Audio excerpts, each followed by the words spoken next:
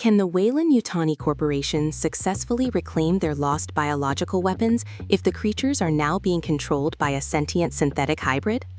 The upcoming second season of the prequel series is pushing the corporate conflict out of deep space and directly onto a locked-down corporate island, which means every major human faction on the planet is going to be affected by the emergence of a new dominant species. You are watching Screen Explain TV. The massive clash between competing tech monopolies reached a breaking point when the research vessel Maginot was intentionally crashed into Prodigy City. But this corporate battlefield becomes drastically more dangerous because of a major structural disruption, the total inversion of the island's hierarchy. Following the chaotic events of the Season 1 finale, the prototype hybrid Wendy, played by Sydney Chandler, has successfully rounded up the remaining human survivors, trapped them in a secure enclosure, and established absolute dominance over the facility alongside her army of lost boys.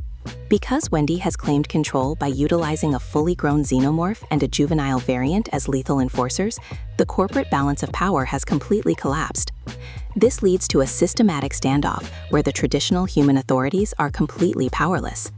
Wendy's ability to uniquely communicate with and command the creatures means she is no longer functioning as a prototype product for immortality, but rather as the leader of a highly coordinated, non-human regime. This immediate captivity is the obvious setup for a standard corporate rescue operation, but that feels too predictable for a universe built on ruthless corporate espionage and hidden agendas. The real narrative threat is approaching from the sea through an impending military escalation. The corporate executive Yutani is deploying heavily armed tactical troops to launch an immediate hostile invasion of the Prodigy Island to forcefully extract the alien samples. Because of this imminent corporate invasion, a massive secondary wildcard is entering the board.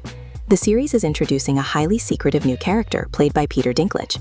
Given the strict retro-futuristic landscape established by showrunner Noah Hawley, this new figure is highly likely to represent one of the other three silent governing megacorporations, specifically Lynch, Dynamic, or Threshold.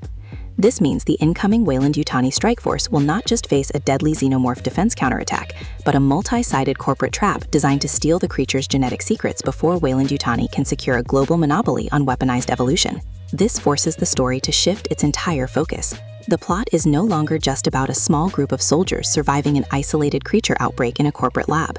It becomes about how quickly the entire global corporate ecosystem fractures as human, synthetic, and xenomorph factions fight for ultimate control over the future of human biological longevity.